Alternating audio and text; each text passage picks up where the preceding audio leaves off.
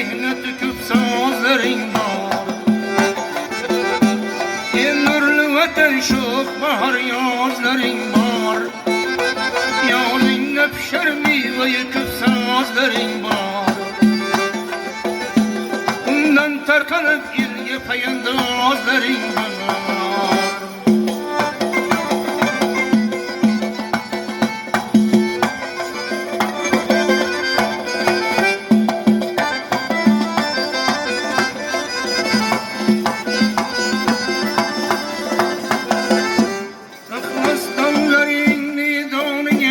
Yitirgen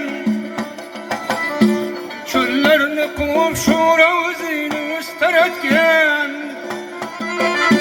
Maydanda Polat atlı çavanda azların var.